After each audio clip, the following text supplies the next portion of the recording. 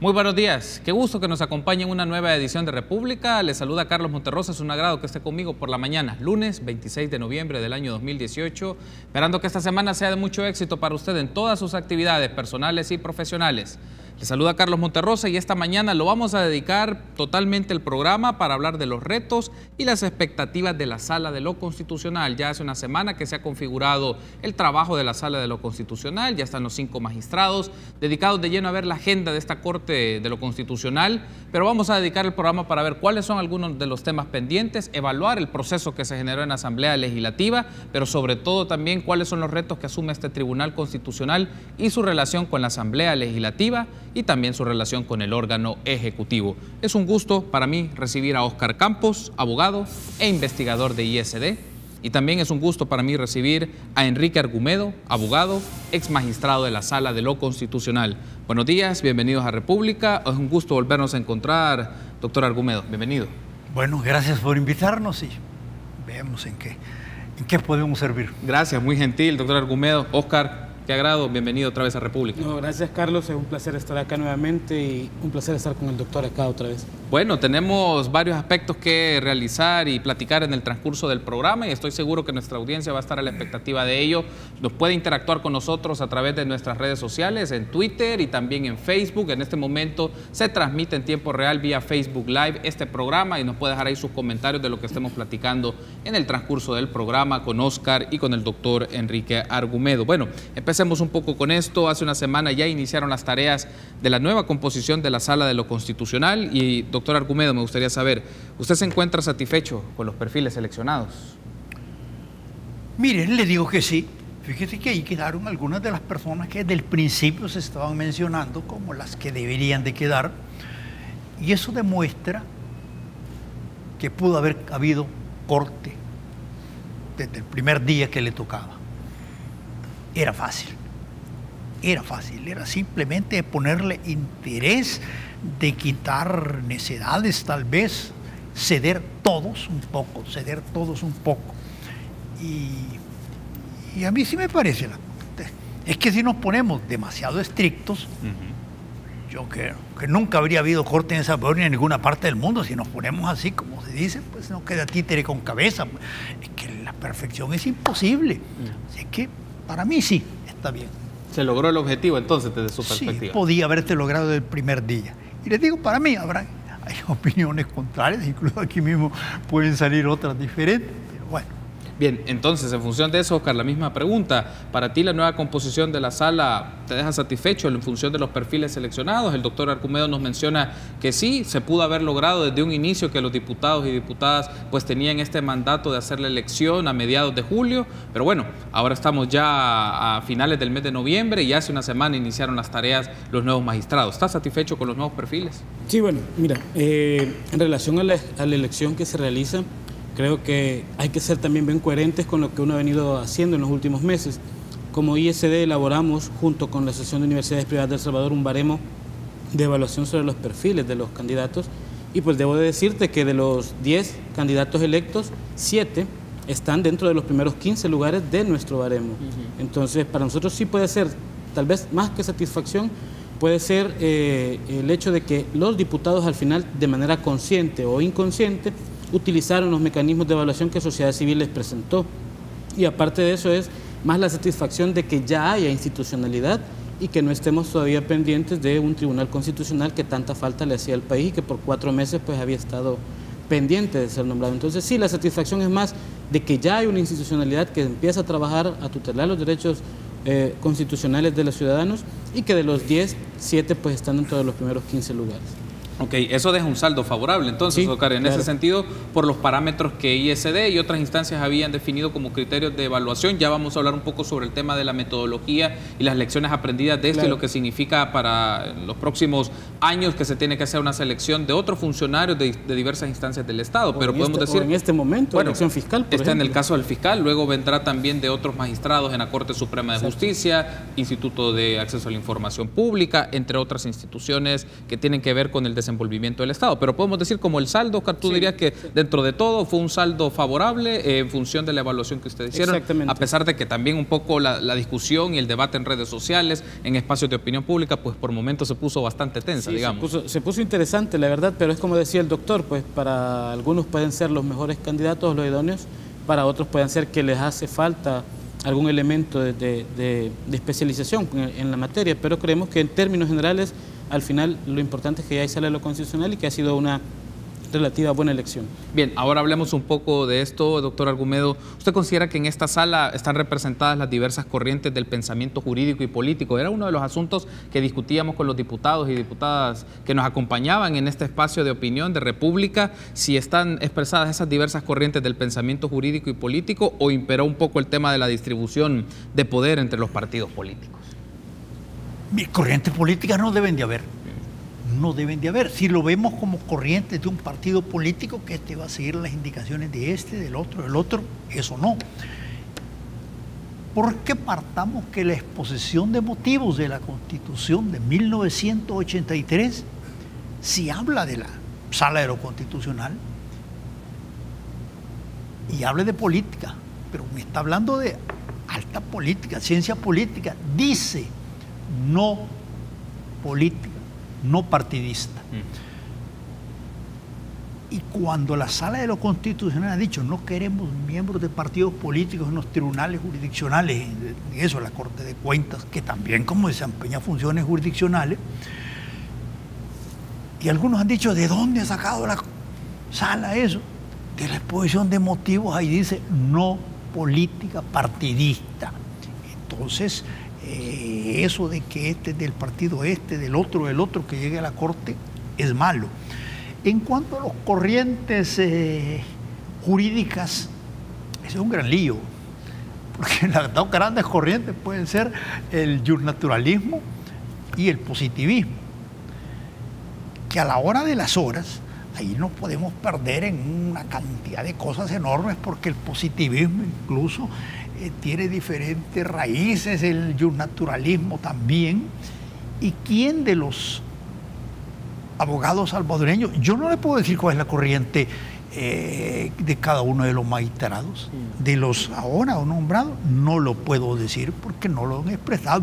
Yo sí le puedo decir, mire, Aldo Cader va por esto, Carlos Sánchez, pero en su forma, porque Carlos Sánchez ha sido más penalista, entonces se mueve por el mundo penalista. Aldo Cader trabajó en la sala, conoce cómo se hacen las sentencias, las ha hecho, fue secretario de la sala, ha escrito sobre esas cuestiones, después estuvo en la superintendencia de competencia, fue autor de las resoluciones contra los grandes grupos empresariales y los defendió ante la sala. No veo de dónde decían que eran abogados empresariales. Si lo vemos desde ese punto de vista, podría decir, no debe ser antiempresario, pero sus proyectos de resolución en la superintendencia, los escritos que presentó defendiendo la superintendencia en la Sala de lo Constitucional, eran en contra de las grandes empresas petroleras, de Shell, eso, y de la Molsa y de Ariza.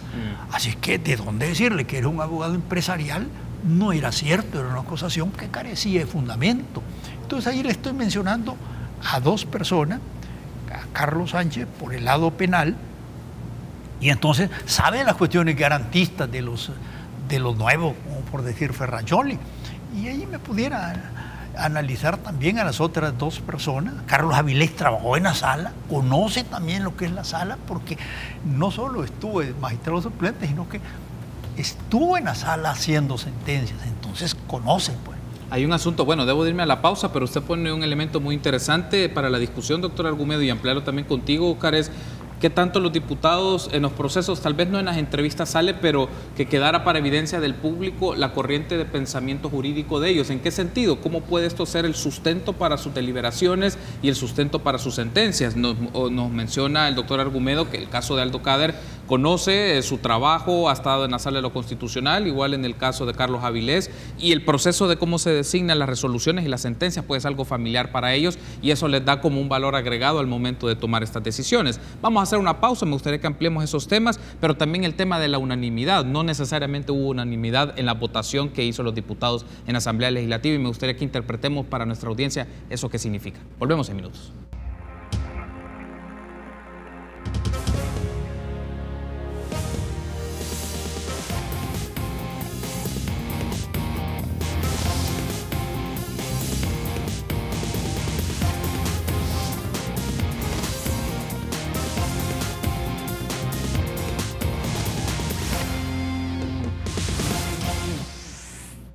Gracias por seguir junto a nosotros en República. Continuamos platicando un poco de esta evaluación del proceso de elección de los magistrados de la Sala de lo Constitucional, pero también de los retos y expectativas que tiene este Tribunal Constitucional. Y lo hacemos con Enrique Argumedo, abogado, ex magistrado de la Sala de lo Constitucional, y con Óscar Campos, abogado e investigador de ISD. Bueno, teníamos pendiente escucharte sobre esto, Óscar. Le consultaba al doctor Argumedo en el bloque anterior un poco el tema de se había marcado un poco la distribución o la representatividad de corrientes de pensamiento jurídico, o estaba más marcado los núcleos de poder entre los partidos políticos. Desde tu perspectiva, ¿hay alguna forma de poder identificar estas corrientes de pensamiento jurídico de los que quedaron electos como magistrados o se marcó más el tema de distribución de poder político de los partidos políticos en su designación? Sí, Carlos, yo creo que en ese sentido sí quedó en deuda la Asamblea Legislativa. Es decir, ya la misma Constitución y la interpretación que hace la Sala de lo Constitucional en sus sentencias referidas a elecciones de funcionarios de manera indirecta, como son estas, señala que debe de haber una deliberación expresa, una deliberación que motive el por qué un candidato o candidata es más idóneo que otra persona al momento de ser seleccionada. Y eso, pues lamentablemente, yo debo de decirte, en el requisito específico de la diversidad de pensamiento jurídico que señala la Constitución, ahí los diputados de la subcomisión y de la comisión política quedaron en deuda.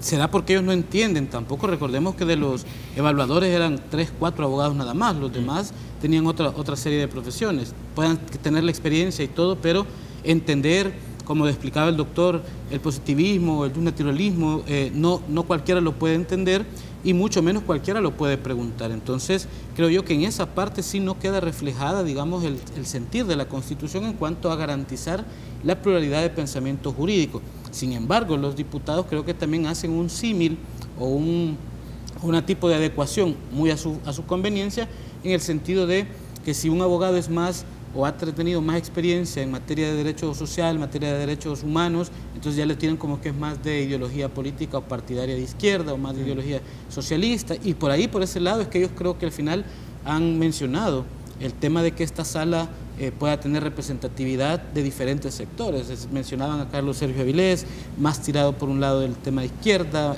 a otros candidatos que ahora son magistrados más un poco del lado de la derecha.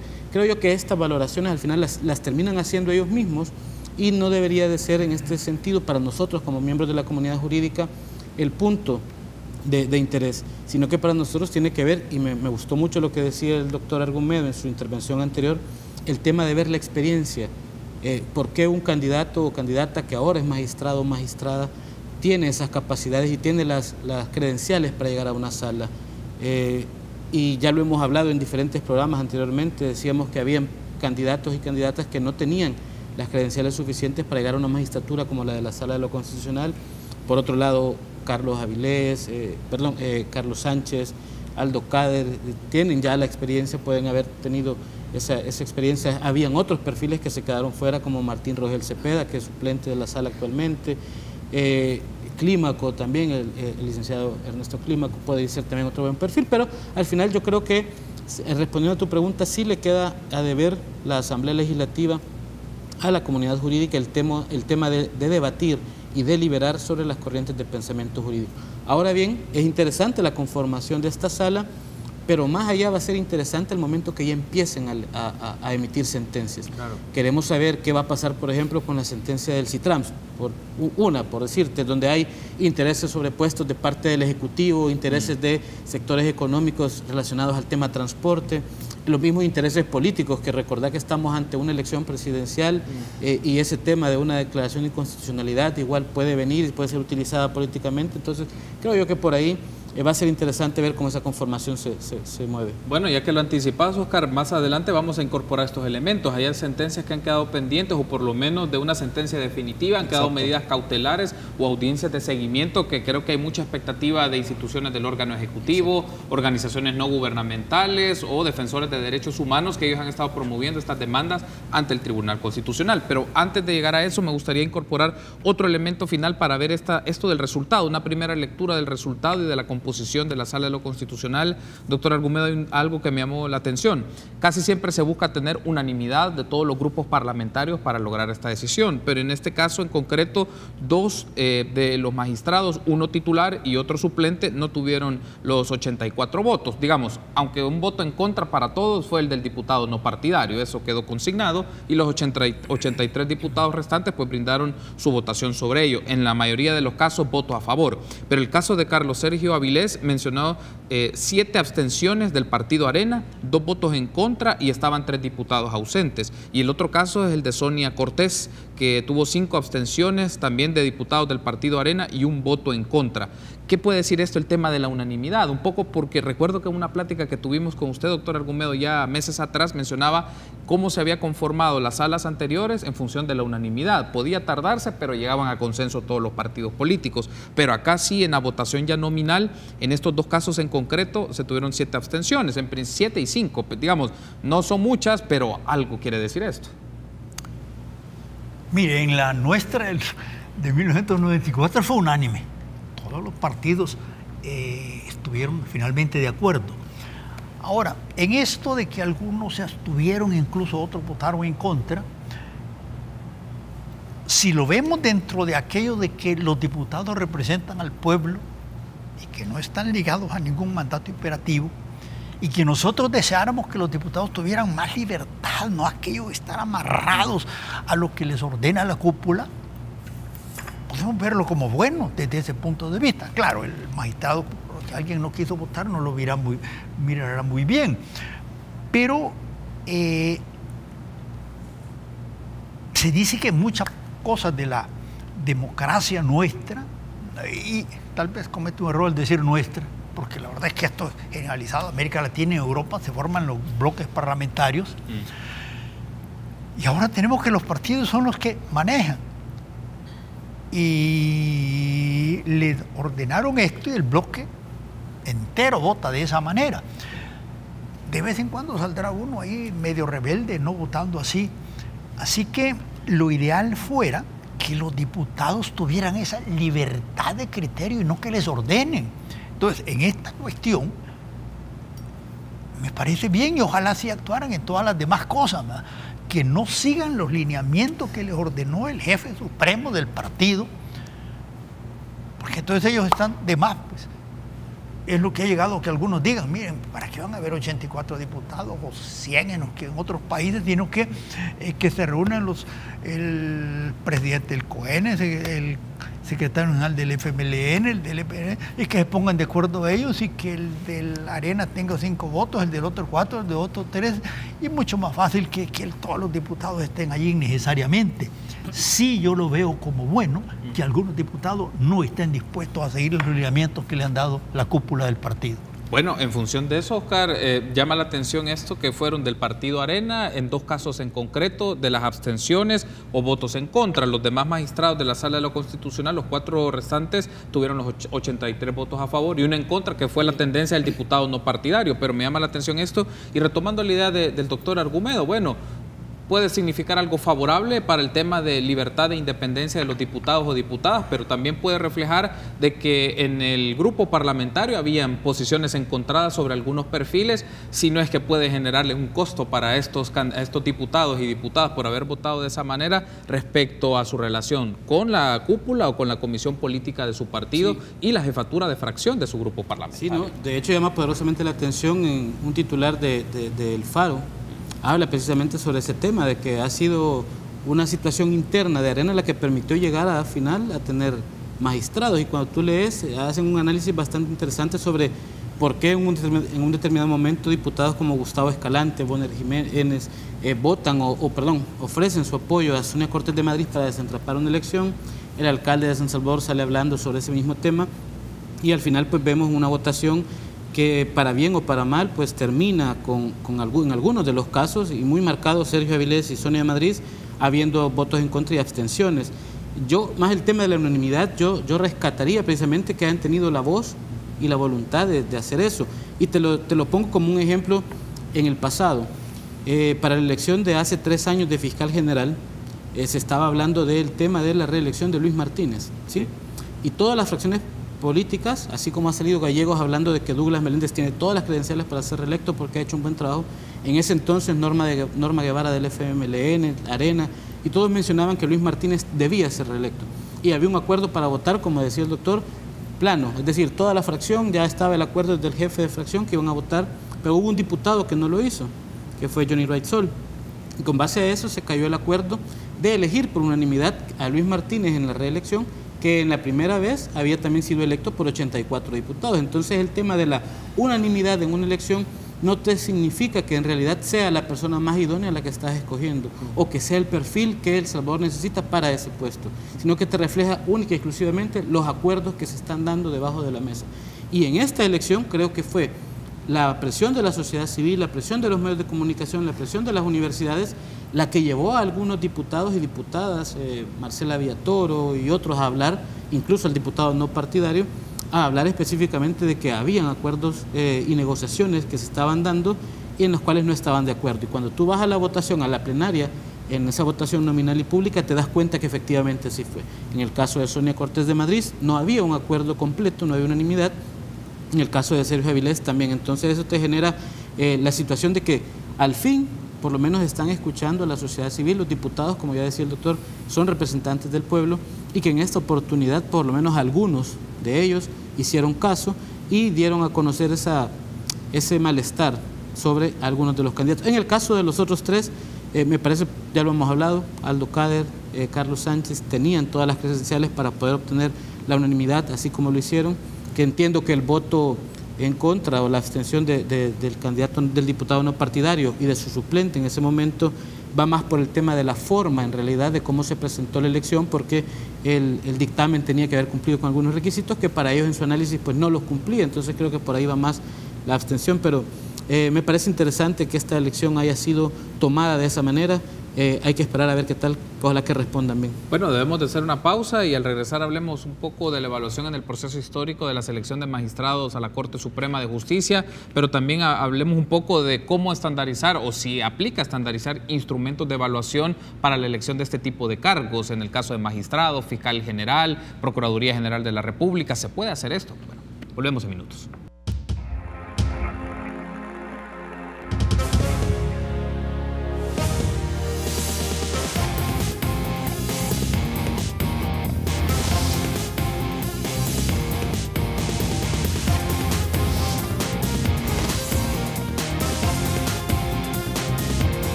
Seguimos platicando con Enrique Argumedo y Óscar Campos de los retos y expectativas de la Sala de lo Constitucional. Ahora hablemos un aspecto que creo que vale la pena tener en perspectiva histórica, doctor Argumedo, para efectos de...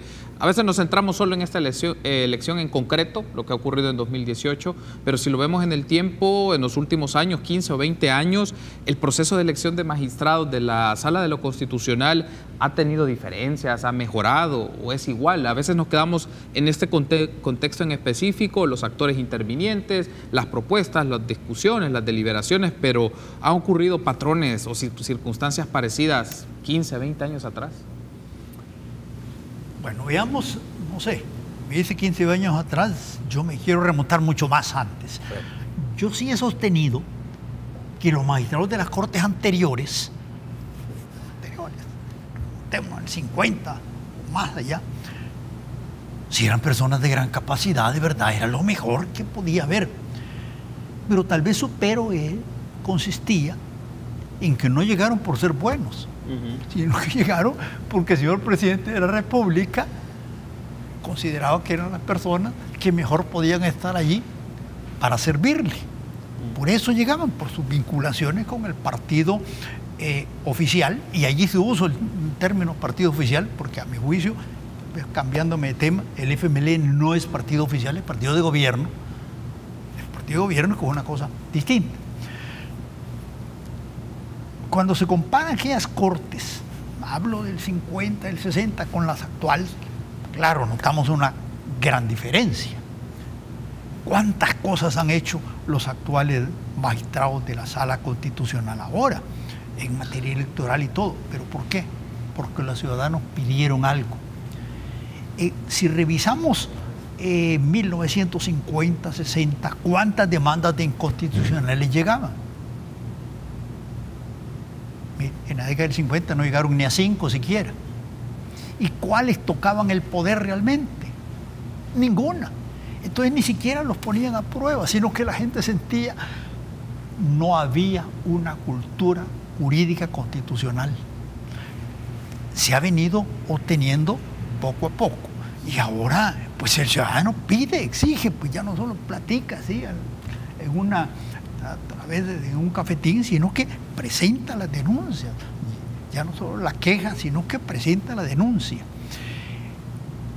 Aquellos magistrados fueron de alta calidad. ¿Tomaron grandes decisiones políticas? No, porque no se le presentaban.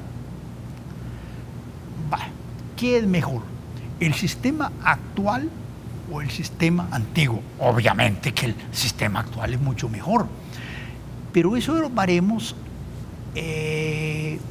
lo que debería de hacerse para que vayamos con una plena seguridad es como lo establece la LACAP, que es la Ley de Adquisiciones y Contrataciones Públicas, que cuando el Estado somete a concurso para adquirir algo, con anticipación se sabe cuál va a ser la ponderación. Mire, los antecedentes que usted tenga, 20%, la seguridad financiera va a valer tanto. Entonces el que concursa ya sabe cómo va. Pero no que aquí, yo hasta donde, no sé si ahora que están entrevistando a los candidatos a fiscal, ya les han dicho cómo los van a evaluar, sino que simplemente los están escuchando y que pues, y a la hora de las horas, ¿qué ponderación le van dando a eso? Porque hay que dar alguna ponderación también, lo que platicábamos aquí en un intermedio, que a alguien le preguntaron, él dijo, yo soy de la escuela positivista porque yo soy positivo ante la vida, y la escuela positivista no es eso, sino que la positivista, para que yo no sepa, es aquel que se apega únicamente al texto legal, y haciendo broma hablábamos, esto no es mío, pues no, que el compañero Ojar, podían haber salido con lo del Mágico González de la positividad. No, y los diputados, cuando ese candidato dijo eso, ¿sabrían que le estaba diciendo una tontería? Porque eso podría ser un motivo como para descartar a una persona totalmente, pues ya no sigamos adelante. Entonces, los que debían de estar examinando a los fiscales, a los candidatos a fiscal, debía ser la gente mayor preparada y con mayor conocimiento posible. Irle dando una ponderación a esas cosas, pues. Pero si después de todo se le va a dar la ponderación, es en donde viene la cuestión de que se discute si eso fue malo. Volvamos a lo de la Corte Suprema. Allá en el Consejo de la Legislatura le hicieron exámenes psicológicos. ¿Y eso de qué sirvió? Sería bueno que lo hicieran a los candidatos a presidente también. Bueno, quiero aprovechar esta mención que hace el doctor Argumedo, Óscar, por esto. Si tomamos en el tiempo, los últimos 15, 20 años, la pregunta que le formulaba a él, ¿cómo podemos ver el tema del proceso como tal? Nos hemos quedado en donde la incidencia de diversas organizaciones, de los medios de comunicación, ha sido marcada, ha sido significativa, se puede ver de esta manera. Pero si vemos en la elección del 2009 o la del 2000, ¿era un proceso más o menos parecido o podías identificar alguna mejora o se mantiene igual? ¿Qué podrías calificar? Y luego hablamos la segunda parte de la intervención del doctor Argumedo, el tema de los criterios de evaluación o las metodologías para evaluar a los funcionarios que aspiran a los cargos, en este caso cargos de la judicatura o cargos del órgano judicial. Sí, no, bueno, primero hay que hablar de la elección del 2000, recordemos que es una elección completamente diferente, a pesar de que eran la misma cantidad de magistrados, 5 los que se elegían, magistrados para la Sala de lo Constitucional. Sin embargo, en ese momento fue más el tema de el partido político proponiendo a sus cartas y negociando con los demás partidos políticos quiénes eran sus sus representantes, quiénes eran sus cartas. Y al final llegamos a tener una elección de magistrados que en muy buena medida, algunos tenían muy buen perfil, pero en ese momento no se hablaba de una evaluación o no se hablaba de cómo poder medir, digamos, técnicamente el conocimiento, la experiencia, etcétera, de las personas. Hay muy buenos abogados que llegaron a ser magistrados de la Corte Suprema de Justicia y de la Sala de lo Constitucional. Hay otros que pues lamentablemente no salieron tan bien, que no debieron haber sido electos en un primer momento, e incluso algunos que se reeligieron, te recordarás tú el doctor García Calderón, por ejemplo. La elección del 2009 es completamente diferente a la del 2000. La elección del 2009 entrampada porque precisamente no llegaban a ese tipo de acuerdos a los que habían o con los que habían venido trabajando anteriormente, y tiene que intervenir Casa Presidencial más o menos en un mix de como se hacía antes, cuando era el poder político el que nombraba a sus magistrados. Y ahí pues la negociación, que no se sabe cuál fue, porque te acordás que fue a puertas cerradas en Casa Presidencial con el expresidente Funes a la cabeza y con los secretarios de los partidos negociando, y al final terminan, o se presume que terminaron en los acuerdos, 2 para Arena, 2 para el Frente, y que al final estos 4 se juntaron en la sala, pues les valió, ¿verdad?, que hubieran sido propuestos o que hubieran tenido ese respaldo de los partidos, porque al final empezaron a resolver conforme a la Constitución en buena medida y no tanto a los intereses de los partidos como se esperaban ellos mismos. Y la elección ahora del 2018, que me parece que es una tercera forma de cómo se ha venido eligiendo. Ahora la sociedad civil entendió la importancia de tener magistrados de Sala de lo Constitucional durante 9 años, entendieron el peso y el contrapeso que tiene en el poder político una Sala de lo Constitucional, y entendieron que al fin habían encontrado un actor dentro del sistema jurídico político del país que les podía ayudar a detener los excesos, ya sea del Poder Ejecutivo o del Poder Legislativo.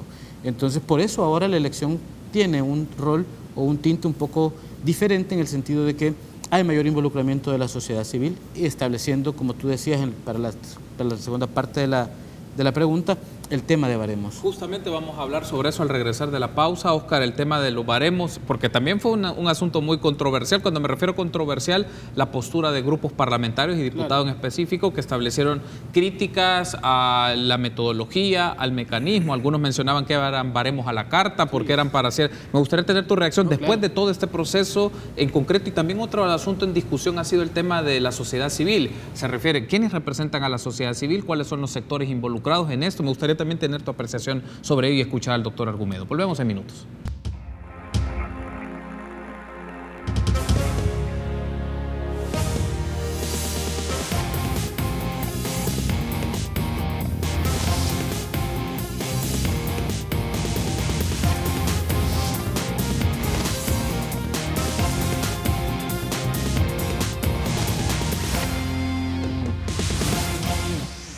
Gracias por continuar junto a nosotros en República. Seguimos hablando de una evaluación, una valoración general del proceso de elección de magistrados de la Corte Suprema de Justicia, Sala de lo Constitucional, pero esto nos da la pauta también para revisar y indagar algunos aspectos del proceso de elección de otros funcionarios a la Judicatura o otras instancias del órgano judicial o del Ministerio Público. Lo hacemos con el doctor Enrique Argumedo y con Óscar Campos. Óscar, tenemos pendiente escucharte sobre esto, específicamente sobre la metodología. Claro. Una de las críticas de los distintos grupos parlamentarios, que creo que fue una de las consonancias, tal vez del Partido Arena era menos, pero había consonancia entre los grupos parlamentarios, era la discusión sobre los instrumentos estandarizados y la metodología. Se mencionaba mucho, y aquí tuvimos diputados y diputadas que mencionaban que habían baremos a la carta o que estas metodologías eran en función de solo para favorecer a ciertos perfiles. Luego de todo este proceso, la lectura que hace ISD en concreto de ello, ¿consideras tú que se traslaparon algunas cosas o se apropiaron otras expresiones y grupos del objetivo que ustedes perseguían, que era básicamente queremos que discutan criterios y en función de criterios que permitan tener evidencia, que nos permitan tener algún dato para conocer de mejor manera el rendimiento y la hoja de vida de todas estas personas? Sí, precisamente. Yo creo que hay que ser bien puntuales en este punto, Carlos, y es que específicamente los diputados y las diputadas que empezaron a tratar de desvirtuar los baremos, y hablo por el baremo de evaluación construido por la Asociación de Universidades Privadas de El Salvador y la ISD, en la que participaron decanos de ciencias jurídicas, docentes de derecho, miembros de sociedad civil, tenía una ponderación, una metodología bien concreta, una ponderación con valores muy específicos, tu experiencia docente, tus aportes a las ciencias jurídicas, específicamente tu elaboración o publicación de obras que de verdad le iban a dar fundamento al tema jurídico, no obras como cómo sacar la basura de la casa, porque había un candidato que había publicado un libro de superación, que está muy bien, pues, pero no era un aporte a la ciencia jurídica como tal. Entonces, esos aspectos así muy en concreto se evaluaban el tema de la experiencia o la trayectoria profesional, la experiencia en materia, ya sea de derecho civil o de derecho constitucional, porque eran las dos salas a las que presumiblemente iban a llegar estos magistrados entrevistados. Y entonces toda esta metodología se les entregó a los diputados, se les entregó el día antes de que iniciaran la evaluación en la subcomisión. Se les entregó posteriormente cuando finalizaron las entrevistas de la subcomisión, cuando estaban preparando el informe para mandarlo a la comisión política. Y se le entregó a Norman Quijano cuando él lo solicitó, porque decía que no conocían cuál metodología se había utilizado. En 3 ocasiones se les entregaron documentos, tanto en físicos como en digital, para que ellos pudieran manipular, para que pudieran hacer uso de estas metodologías, y al final pues no las utilizaron. Y creemos que esa es la crítica más fuerte que se puede hacer a este proceso, en el sentido que los diputados comienzan un proceso de entrevistas o un proceso de elección de funcionarios a través de la forma indirecta o de segundo grado, sin tener las reglas claras previamente. Ya lo decía el doctor, si a vos te van a entrevistar sobre un tema en particular y te dicen el 50% de su evaluación, como lo hizo el CNJ a través de su manual, es su hoja curricular, el otro 40 o 30% es su evaluación psicológica y el otro 20% es su entrevista, tú ya vas a participar de un proceso donde tenés reglas claras, donde sabes que tenés las competencias para llegar a ser candidato o candidata, o mejor te retiras del proceso.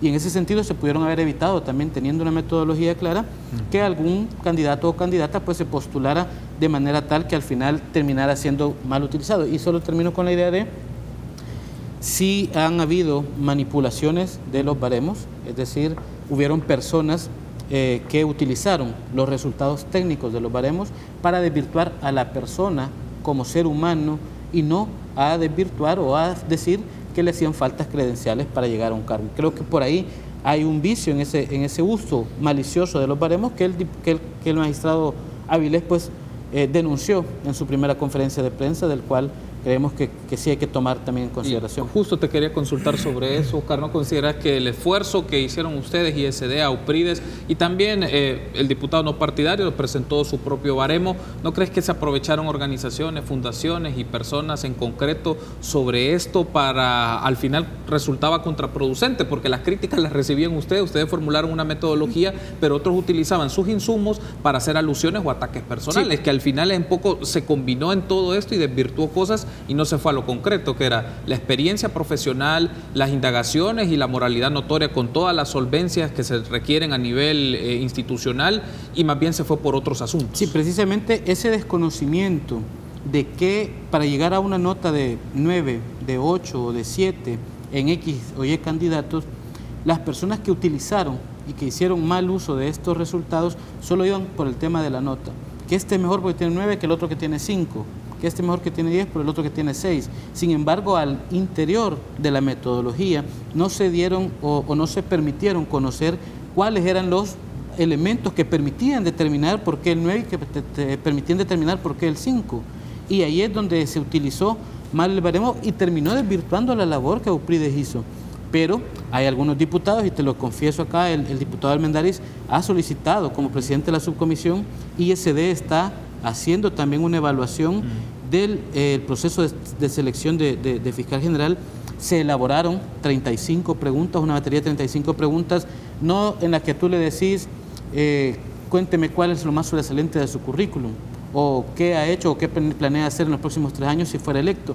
Es decir, son preguntas demasiado general, preguntas de cajón, y ISD ha presentado 35 propuestas donde tú le preguntas qué piensa específicamente sobre el uso de testigos criteriados en materia de persecución penal, o qué opina sobre el tema de la institucionalidad actual de la Fiscalía en la lucha contra la corrupción y la impunidad, donde tú esperas que los candidatos te den respuestas concretas y que no vayan a divagar. Tengo entendido que la subcomisión está haciendo uso de varias de estas preguntas, por eso fuera del aire tú mencionabas que ahora están siendo un poco más incisivos en algunas de ellas, pero volvemos a la crítica, necesitamos saber cuál va a ser el mecanismo de ponderación. Al final, después de que terminen las entrevistas el próximo 29 de noviembre, queremos saber el informe de esa subcomisión. ¿Va a ser una narrativa o un copy-paste del dictado que saquen? Porque eso fue el informe de la subcomisión de la que evaluó Corte, solo fue trasladar a texto todo lo que se había hablado en las entrevistas, es decir, tomar dictado y taquigrafiarlo. Entonces ahora esperamos que el informe sí lleve recomendaciones y que lleve conclusiones específicas. Ok, antes de irme a la pausa, doctor Argumedo, le consulto, en los últimos 2 bloques lo vamos a dedicar sobre los retos que asume esta Sala de lo Constitucional en proyectos de sentencias específicos o medidas cautelares o casos muy concretos. Pero antes, usted ha estado ahí en la Sala de lo Constitucional, doctor Argumedo, conoce el procedimiento, conoce las lógicas y los mecanismos de toma de decisión. Desde su experiencia, ¿cuáles considera que son los criterios más significativos al momento de ejercer una magistratura de este tipo? O sea, lo cual usted señalaría o enlistaría, estos son los criterios claves para desenvolverse conforme a la Constitución, conforme a derecho, pero también lo que requiere un cargo con las características y la presión también de ser magistrado o magistrada de la Sala de lo Constitucional. Mire, primero la independencia, conocer de un proceso, seguir uno prejuzgado en que este debe de ganar y este debe perder. Mira, por favor, yo quisiera ver si le favoreces a este. No. Analizar el caso con la imparcialidad debida. Eso, en primer lugar, no solo porque lo dice la Constitución, sino porque así debe de ser cualquier juez, no solo de la sala cualquiera de la Corte, sino que el juez de cualquier lugar de paz. En segundo lugar, responsabilidad también. Saber que se tiene un gran compromiso y no, ya llegué a la Corte, sí, yo voy a llegar a la hora que quiero, eso no importa, yo tengo otras cuestiones, allá voy a inaugurar tal cosa, me invitaron, allá voy. Yo siento que la función principal del magistrado es sacar su resolución y todo lo demás, cuestiones protocolarias y sociales, esas dejarlas de lado. Y aunque usted dijo algo ahí que podíamos tratar, me voy a adelantar por si después ya no hay tiempo, una recomendación a los señores magistrados actuales. Que hagan sentencias más simples, más sencillas. El tiempo que les lleven a hacer una sentencia con miles de adornos y que maravillosamente se muestre en cualquier parte del mundo, el tiempo que me lleva a hacer una sentencia, puedo sacar 3 o 4 más sencillas con menos doctrina. Y entonces se saca toda esa mora que está allí, que no es culpa de ellos. Pero si ellos van a hacer grandes resoluciones magníficas como que fueran libros de texto, la mora se va a ir acumulando. Bueno, ya ha mencionado algo muy interesante, ya me dejó con la inquietud, doctor Argumedo, por el hecho de sentencias. A ver, las sentencias van para el público general. Obviamente las especialistas en ciencias jurídicas pueden hacer una interpretación y conocen algunos elementos, pero esto de hacer sentencias más simples y de contenido más concreto creo que puede ser algo significativo porque demora tiempo o requiere un trabajo de investigación. No digo que no lo deban de hacer, pero eso se puede mostrar un producto más depurado. Pero bueno, tenemos que hacer una pausa. Seguimos en esto.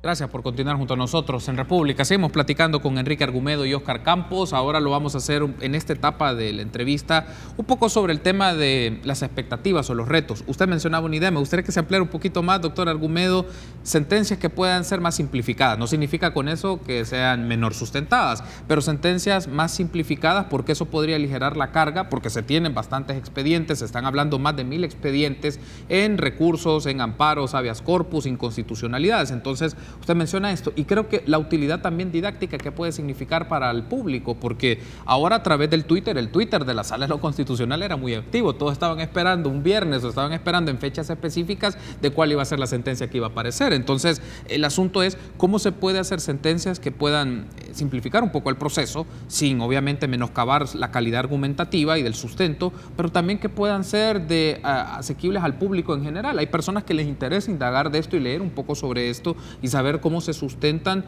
las propuestas o los argumentos que ofrecen cada uno de los magistrados y magistradas en su votación o en su resolución. Bueno, las sentencias deben de ser fundamentadas, deben de ser razonadas. Incluso hay constituciones como la de Italia que dicen que debe de ser. Aquellas resoluciones del pasado, viniendo en forma, se proveerá con fundamento legal suficiente y no se decía cuál. No, esas cosas ya no.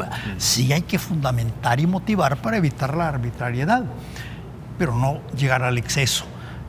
Recuerdo que en alguna ocasión alguien pidió a la sala amparo, porque la Constitución dice toda persona tiene derecho a dirigir sus peticiones a las autoridades legalmente constituidas y se le haga saber lo resuelto. Entonces alguien llega y presenta una demanda porque no le habían resuelto en determinado lugar. Y la sala se mete a hacer una gran explicación del origen del derecho de petición desde la Edad Media, que aquí, que allá, que no sé qué. Cuando a él lo que le urgía era que le contestaran, si era una respuesta mucho más fácil. Ahí es donde yo digo, el exceso de fundamentación es malo. Aunque sí, algunas sentencias son tan especiales que sí lo requieren. Pero en la mayoría de los casos podemos hacer, y aquí entonces voy a hablar un poquillo de mí. Yo manejé los habeas corpus en aquella época. Y cuando yo me retiré, yo lo retiré al día. No me va a hacer o no. Y no todos los días van entrando, pues claro, si yo lo dejo a las 4 de la tarde sin nada, en la mañana llegaron 2, 3 nuevos. Entonces nunca se puede llegar al cero absoluto a menos que se cierre y no se reciba nada. Aún con las críticas que teníamos, eran sentencias sencillas. Y eso era la forma en que pudimos salir adelante. Además, yo también escribía y hacía mis sentencias, y eso les demostraba a mis colaboradores: yo lo hago, también ustedes háganlo. Después comienzan a meterles una cantidad de teoría y las cosas pueden alargarse. Así, mi recomendación es sí motivar, pero más breves. Ok. Otro asunto, bueno, que aparece acá, Oscar, y me gustaría analizar este punto contigo y luego escuchar al doctor Argumedo, es entre los retos principales está la configuración de su equipo de trabajo, y el doctor Argumedo nos mencionaba, bueno, es importante que los magistrados y magistradas obviamente elaboren sus proyectos de sentencias y sus resoluciones, pero claro, disponen de un equipo técnico y de colaboradores que le ayuden en este proceso. Y hablamos en las pausas que sobre la marcha también se ha ido ampliando la burocracia dentro de la Corte Suprema de Justicia de los equipos que están en inconstitucionalidades, habeas corpus, o las personas que se encuentran en los recursos, en los amparos como tal. Entonces, también este lado a veces no se tiene en cuenta, pero la gestión de este equipo y de personas para facilitar el trabajo. Desde tu perspectiva, ¿cómo consideras que esta gestión de estos equipos faciliten el trabajo de los magistrados, pero tampoco sin menoscabar de que los magistrados no asuman su responsabilidad en elaboración de sentencias, justificación de las mismas y análisis y estudio de los casos? Sí, fíjate que sobre el tema precisamente del recurso humano dentro de la sala, yo debo de reconocer que la sala saliente, la del 2009-2018, llevó a cabo procesos bastante interesantes. Recuerdo que hubieron varias convocatorias durante esos 9 años en los cuales se buscaron colaboradores para la Sala de lo Constitucional. Y conozco muy buenos perfiles, muy buenos profesionales, abogadas y abogados, miembros de la sala como colaboradores, que están en algunos casos en temas de inconstitucionalidades, otros en temas de habeas corpus.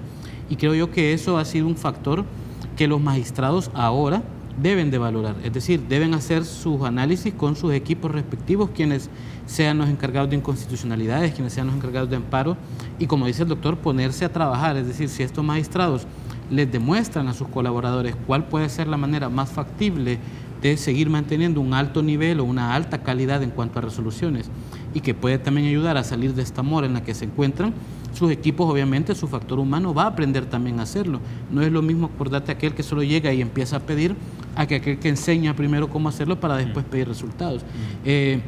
Los ejercicios de rendición de cuentas que han hecho, recordemos que la Sala de lo Constitucional fue la primera de las 4 salas que rindió cuentas sobre la cantidad de procesos ingresados, la cantidad de procesos finalizados, la cantidad de procesos en trámite y el tema de sus resoluciones. Creo yo que por ahí también es una buena práctica que los magistrados y las magistradas electas tienen que considerar a efecto de darle a la población la información sobre cómo están realizando su gestión, porque al final, lastimosamente, en algunos casos, hoy últimamente, mediáticamente se han conocido las sentencias que tienen mayor impacto en materia política, sí, pero han habido sentencias relevantes en materia de derechos humanos fundamentales que afectan a personas particulares, por ejemplo, a las personas con enfermedades terminales o que no reciben sus tratamientos, personas amparadas en su derecho al trabajo que habían sido despedidos de manera injustificada, detenciones arbitrarias incluso que no se conocían.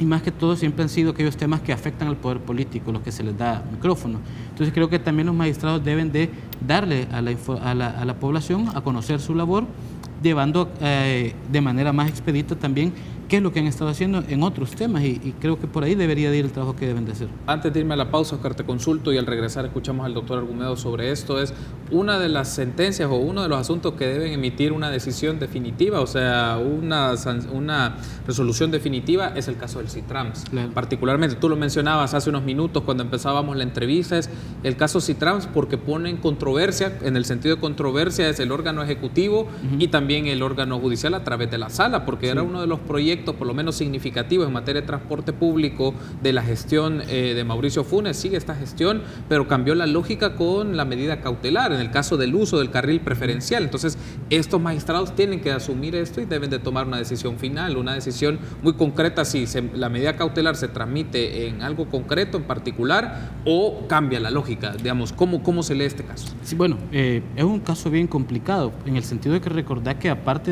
de que esté en juego ese pleito, digamos, entre el Poder Ejecutivo y el Poder Judicial, que en ese momento detuvo la aplicación del Citrams, está también en juego la inversión millonaria que se hizo sobre ese proyecto, que es palpable, pues que están buses, que hay terminales, que hay paradas específicas, está el carril construido, pero más allá de eso es también el beneficio real si está teniendo la gente o no, es decir, una medida que puede haber nacido de alguna forma viciada administrativamente, podrá ser subsanada por parte de llevar a cabo un proceso diferente de licitación o de concesión para ese carril en vista de que a los ciudadanos o a la ciudadanía en general que hace uso de este servicio le está funcionando, ¿no? Yo creo que por ahí también hay que tener ese punto presente.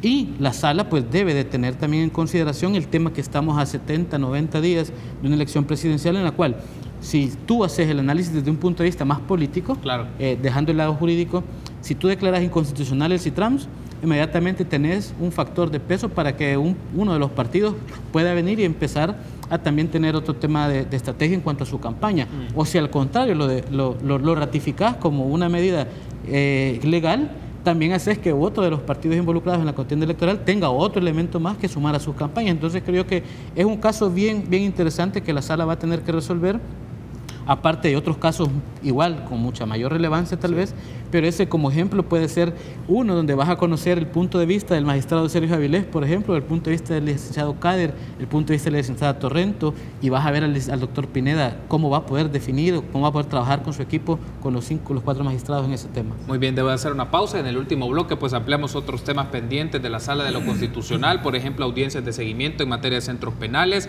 la inconstitucionalidad de la ley de amnistía, pero también del desplazamiento forzado. Volvemos.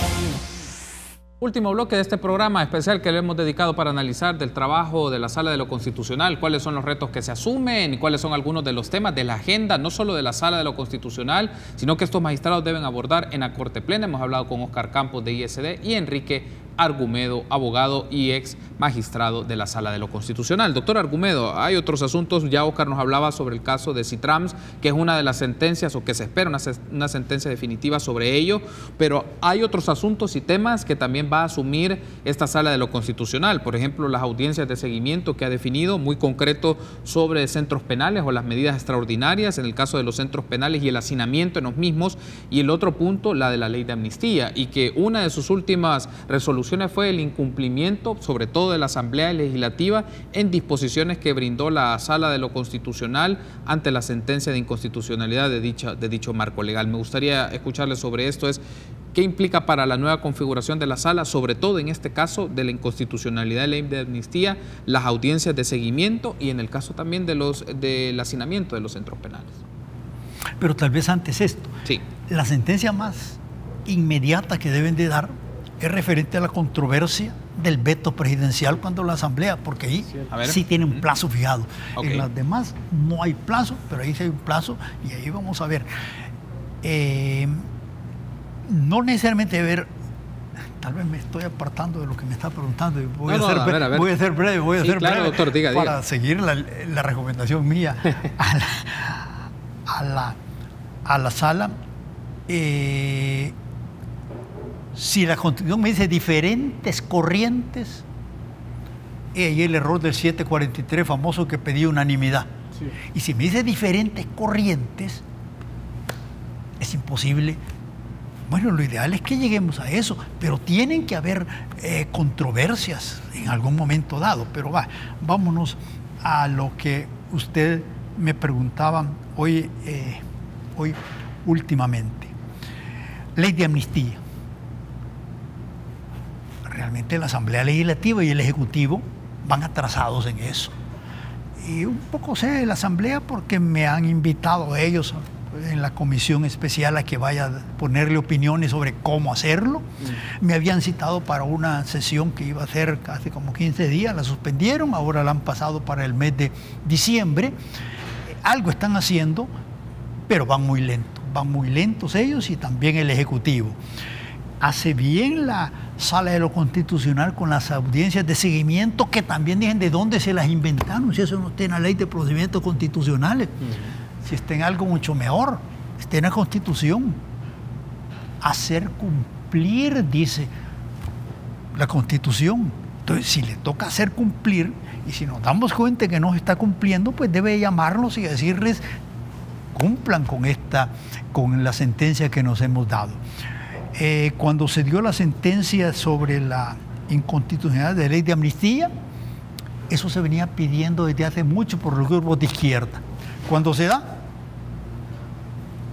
criticaron la sentencia de la sala y no era lo que venían pidiendo desde hace mucho, pues ahora lo que toca es implementarla. Ya hemos visto cómo algunos tribunales están haciendo algo, ya se dictó la orden de detención contra Álvaro Saravia, implicado en el asesinato de Monseñor Romero. Todavía le decimos Monseñor Romero, costumbre, ahora dirían San Romero, San Óscar Romero. Pero la sala esta, entre su multitud de trabajos, debe dedicarle también a buscar el seguimiento para que las sentencias se cumplan y no queden simplemente en un escrito nada más, allí sin efectividad. La fuerza normativa de la Constitución depende del cumplimiento de las sentencias de la sala. Que sigan adelante ellos en eso. Muy bien. Ahora otro aspecto que viene acá es, estos magistrados van a conformar la Corte Plena. En ese espacio de 15 magistrados y magistradas se toman decisiones importantes del órgano judicial, del trabajo del órgano judicial y del tema sobre todo de investigación por las indagaciones de la sección de probidad. Y me gustaría consultarte sobre esto. Con esta nueva configuración, uno de los retos que hablábamos antes de entrar al aire es cómo estos nuevos magistrados, con otros magistrados que ya están en la Corte Plena, se pueden dar votaciones a proyectos ya definidos de personajes o de funcionarios públicos, algunos activos y otros que no están como ejerciendo encargos de elección popular, indagaciones sobre su enriquecimiento, sobre presunto enriquecimiento ilícito o por lo menos que hay dudas en sus patrimonios de cómo han obtenido fondos. Creo que ese es un tema y un reto también que asumen estos magistrados, pero también la investigación de jueces y depuración judicial. Me gustaría escucharte sobre esto. ¿Cuáles son en estos dos aspectos las prioridades que asumen estos nuevos magistrados ya configurando la Corte Plena? Bueno, creo que los magistrados ya en Corte Plena, ya teniendo a estos 5 magistrados recién electos, deben de empezar a discutir, en primer lugar, el tema de probidad. Recordemos que hubo una inconstitucionalidad presentada por sociedad civil en el tema de la ley de probidad aprobada por la Asamblea hace un par de años. Estamos con una ley de más de 58 años de vigencia que no es, digamos, la más idónea para prevenir y perseguir el enriquecimiento ilícito de los funcionarios y empleados públicos. En primer lugar, deben de sentarse y proponer, junto con la sección de probidad, una modificación, una reforma o una nueva ley de probidad que pueda tener o que pueda brindarle las herramientas suficientes a la Corte para ir detrás de estas personas, funcionarios y exfuncionarios, que se puedan ver vistos por presunto enriquecimiento ilícito. Definir también el rol del jefe de la sección de probidad. Recordar que es un ex candidato a magistrado sobre el cual pesan ahora unos señalamientos en el caso de específicamente Guillermo Gallegos, que él valoró, hizo una recomendación que sobre los insumos que se habían recolectado no habían indicios sobre un enriquecimiento ilícito. Hay que verificar si esta Corte en Pleno puede revisar estas decisiones que ya tomó la sección de probidad previa o que la Corte en Pleno anterior tomó, y así como otros casos que tienen que pasar por la Corte en Pleno para decidir o no si inician un proceso civil en las cámaras respectivas sobre estos funcionarios y exfuncionarios. Temas también como por ejemplo las peticiones de extradición que deben de pasar por la Corte en Pleno, la extradición del expresidente Mauricio Funes, que está ahí congelada todavía, que el fiscal ha estado hablando sobre ese tema, y así también el tema de la depuración de jueces, que es una deuda que viene desde 2000-2006, en la cual todos los presidentes que han llegado han manifestado que van a poner cartas en el asunto para hablar sobre el tema de depuración de jueces, y al final pues la sección de investigación profesional de la Corte presenta sus investigaciones administrativas, pero quedan en la Corte en Pleno por no encontrarse o no encontrar los votos suficientes, porque quieras o no, hay que reconocer, algunos magistrados tienen alguna afinidad con algunos jueces y tratan de cubrirlos o protegerlos, y esa situación debe de dejarse de hacer, y ojalá que ahora con la nueva conformación de la Corte en Pleno se puedan evitar este tipo de situaciones. Muy bien, quiero darle las gracias por haberme acompañado, Óscar, ha sido un gusto, y brindarnos tus análisis sobre este tema. Le vamos a llevar la pista, el caso de Fiscal General de la República, pues un tema que también está pendiente en esta coyuntura. Gracias, Óscar. No, gracias, Carlos, por la invitación. Un placer, doctor, haber compartido con usted. Gracias, doctor Argumedo, ha sido un gusto, y nos vamos a volver a encontrar siempre para hacer los análisis constitucionales, y cuando esta sala emita sus primeras sentencias, pues no dude que nos acompañe aquí para hacer una lectura sobre ello. Gracias por la invitación. Muy gentil, gracias por habernos acompañado. Entonces nos vemos mañana, 6:30 en República.